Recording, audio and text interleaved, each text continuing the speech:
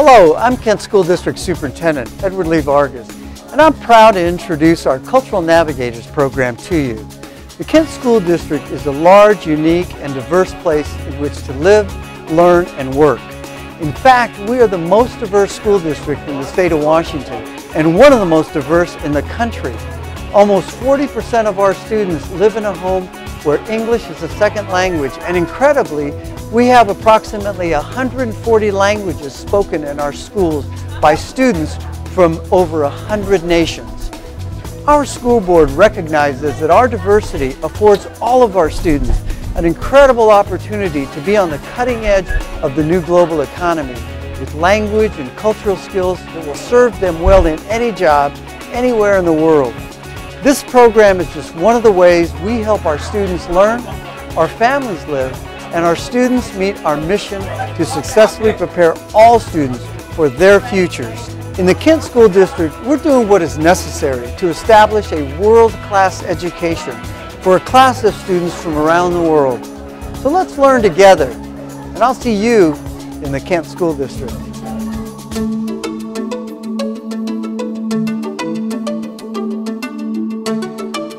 In each episode of Cultural Navigators, we will meet leaders from local communities and learn more about how we can work together to meet our shared goal to successfully prepare all students for their futures. Today's focus is on our local Sikh community, an important part of the Kent School District. Welcome to Cultural Navigators. I'm your host, Chris Loftis. With me today is Harjinder Sandhu from the local Sikh community. Welcome to the show, Harjinder. Thank you, Chris.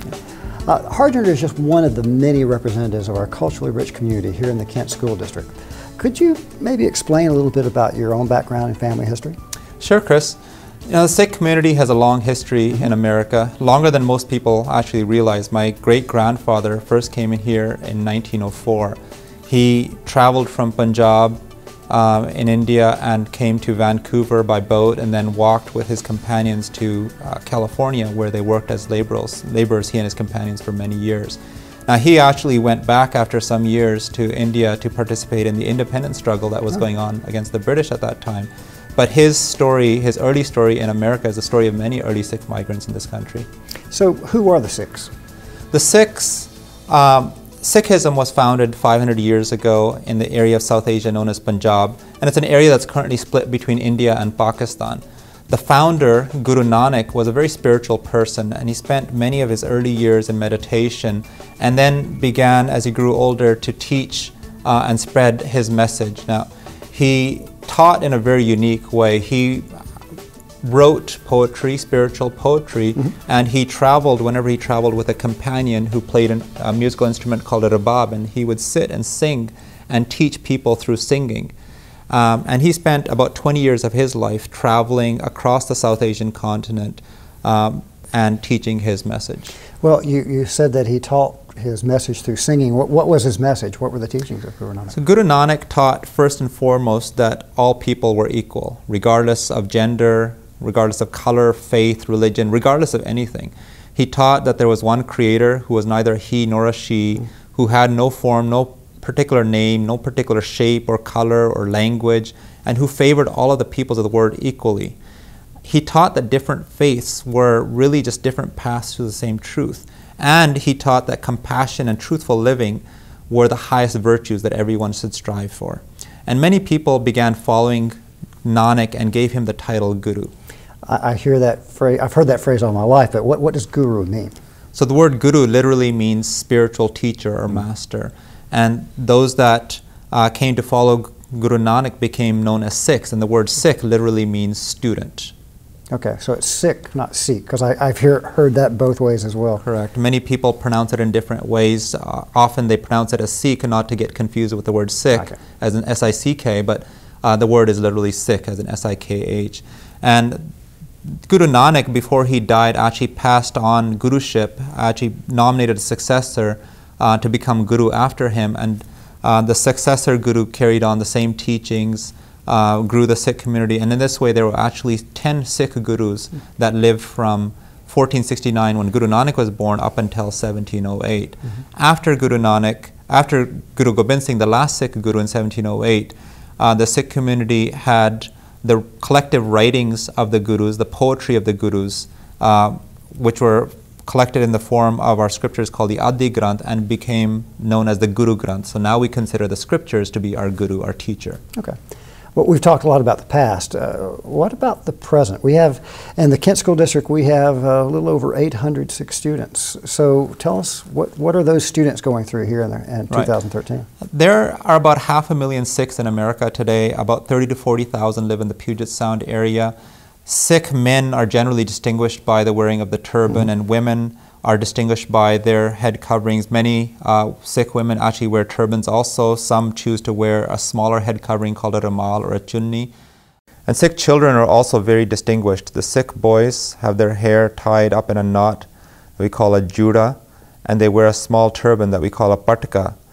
The patka is a single piece of cloth, and it usually takes a couple of minutes to tie each morning. And so one of the challenges that the Sikh community faces often is this confusion that people have because they see on TV images of the Taliban or of Osama bin Laden, and they confuse that with images of Sikhs. In fact, although there are many people in other parts of the world that also wear turbans aside from Sikhs, in the US, virtually all, 99% or more of the people that wear turbans are actually Sikhs and have no connection whatsoever to the Taliban or Osama bin Laden. I remember that after 9/11 there was violence done against a number of Sikh individuals because of the turban. Another point of confusion, I think, sometimes is the kirpan, and you've brought one. I know that in the Kent School District we've had some discussions about the best way to approach that. So why don't you show that to our audience and tell us a little bit about it? Yeah, so the kirpan is one of the articles of faith that Sikhs adopt when they become formally initiated into the Sikh faith. There's an initiation ceremony called the Amrit ceremony. It's akin to baptism. A lot of people call it baptism. We just call it Amrit. And that's boys and girls? Men boys and girls. Sikhs undergo the Amrit ceremony at an age when they're ready. So some will do it as young children, others do it as adults, some will do it much later in life. But when they do, they make a commitment to adopt the articles of faith. And all of the articles of faith are worn at all times, and the kirpan is one of them. So you'll often see Sikh children included, if they've gone through the Amrit ceremony, that wear this underneath their clothing. And it's the kirpan is actually worn on this strap, which we call a gatra.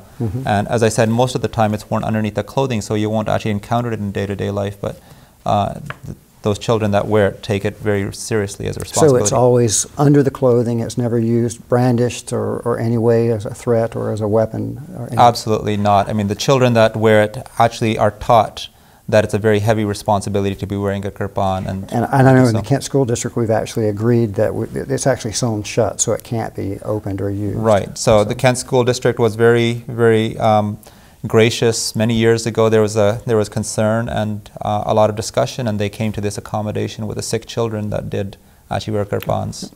Well, you know, we've talked about, well, it's not a weapon, but the first time you and I met were under tragic circumstances last year when there were weapons used against the Sikh community. You want to tell us about that situation? Yeah, in fact, although Sikhs have been in this country, as I said, for about 100 years, it was only last year that we commemorated one of the saddest chapters in the Sikh community's history in this country, and that was the shooting in Wisconsin when somebody went into a gurdwara and started shooting at many of the... And the Gurdwara is your place of worship, it's your house of worship. Correct. Yeah. Gurdwara is our place of worship, and many people, hundreds of people were gathered there on a Sunday last August, and somebody came in and started shooting, and 6 people were killed in that tragic shooting. It's a very sad chapter in the Sikh community's history in this country.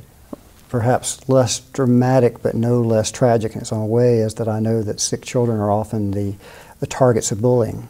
Can you speak to that? Yeah, in fact, one of the greatest concerns, the gravest concern, in fact, for the Sikh community is the bullying that takes place with respect to children. Now, bullying is something that takes place for many children of many different communities. What can we do about it? For this, there's really 2 areas that need to be emphasized when it comes to bullying. One of those is raising awareness. So a lot of times bullying takes place because bullies pick on specific cultural traits of the children that they're bullying. And in that context, it's very important to educate kids, to make them aware of these cultural differences and make them come to embrace cultural differences. That is the first and foremost thing that has to be done. And that's what we're doing right now with this TV show. Absolutely. And then second, it is actually critical to make children feel that there's an environment in which they can report bullying. So one of the consequences that we found of bullying in the Sikh community is that most of that bullying actually goes unreported. Sikh children don't report bullying in at least half the cases where it occurs. And why is that? Many times either they don't feel safe reporting those, or they feel that nothing is actually going to be done about it. So it's critical that children feel that they have a safe environment in which to study and a safe environment in which they can actually report incidences of bullying. Well, it saddens my heart to hear that someone would feel like they're not safe, or that we wouldn't do anything about it, because I can assure you that the Kent School District, we're doing all the anti-bullying programming that we can possibly come up with. We're very vigorous in trying to give kids the tools, one, to avoid bullying in the first place, so that their relationships are based on respect and dignity, but two, if they do experience bullying, that they have somewhere to go and something to do, and they know that someone cares and someone will listen to them and something will happen. So, now that we all know a little more about our Sikh brothers and sisters and their personal journeys and unique struggles, it's a good time to reach out and welcome them. Let's listen to their needs. Let's accept their help. Let's offer them our own support and our own assistance. I hope when you watch more Cultural Navigators programming in the future, you'll realize how important it is that we learn about the many cultures that make up this rich tapestry we call the Kent School District. We're one of the most diverse school districts in our state and in the country. This series of TV shows is just one of many ways, under the leadership of our school board and superintendent, that our district is trying to better serve our students, our families, and our communities. We must have the courage to talk about issues of race, national origin, religion, languages, and culture. And we have to give each other the respect, the dignity, and the grace to recognize that learning about other cultures and accepting our differences is not always easy. The word gurdwara, I still can't say it. You've helped me many times trying to say that, but yeah. my lips just don't work around that. And it's a common problem. There are sounds in Punjabi that don't exist in the English language. And in fact, when I was growing up, I grew up with English as my first language, and I had trouble with the same rolling the R's in just the right way as well. So don't feel embarrassed by that. I suppose it's a bigger problem if we don't try to reach out in the first place, and we don't accept that it won't always be perfect, but we've got to try. Because as different as we are, the similarities are great as well. The common chords of family and friendship that bring our school district and our communities together are so important. We've got to learn to accept those and embrace those as well. Harjinder, thank you so much for coming in. Thank you very much, Chris. It was a pleasure being here. Thank you for letting us know about the hundreds of Sikh students and families that make up our Sikh community. My friend, they say it takes a village to raise a child, and thank you for being a part of our village. Thank you. I mean that sincerely. And I thank you, our audience, for being a part of Cultural Navigators. That's part of KSD TV and part of our community. I'm Chris Loftis. We'll see you soon with another edition of Cultural Navigators.